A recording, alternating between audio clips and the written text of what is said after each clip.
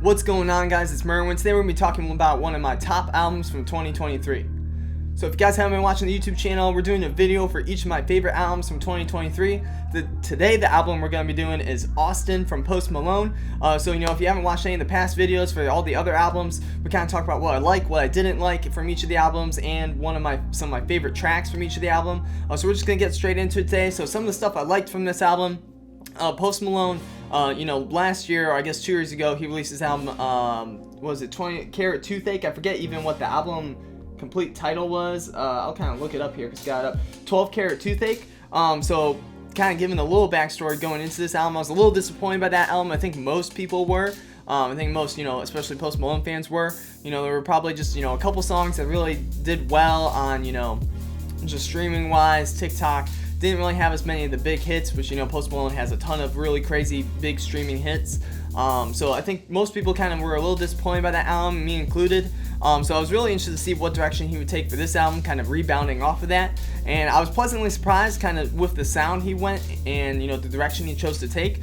So some of the things I like about this album, if you haven't listened to this album, he kind of goes for more of an alternative rock sound, which I think really suits his voice well. And I was really impressed and interested that he chose to go that direction, considering I think one of his strengths as an artist is that he is so versatile. So I think it was really interesting him choosing to go that direction. I think he did really well with that.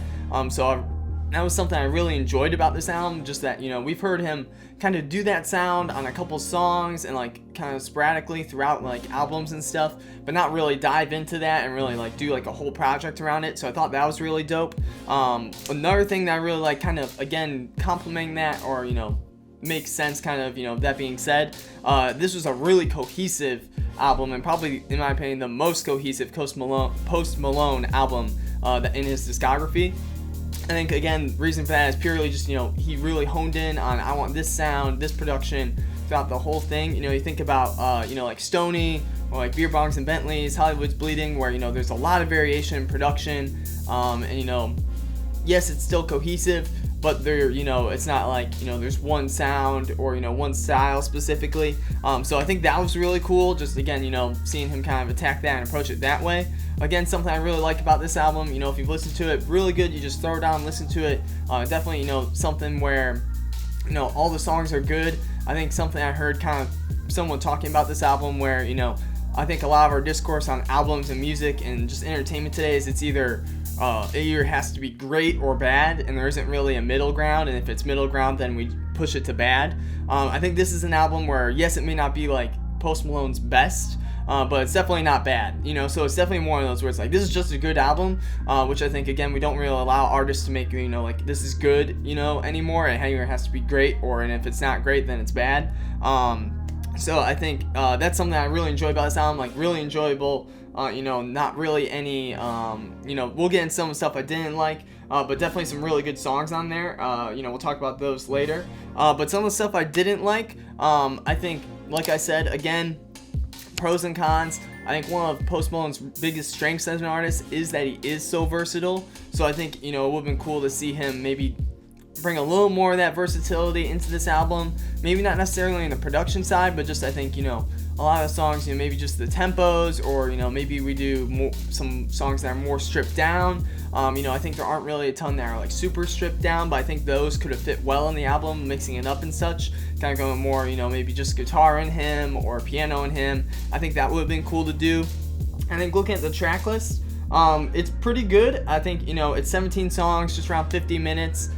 So I think I probably would still cut a couple songs. I kind of forget which ones those are off the top of my head, but I think you could cut 3 to 4 different songs, and this would probably be about as good of an album in my opinion, and just, be a little bit better just because of it.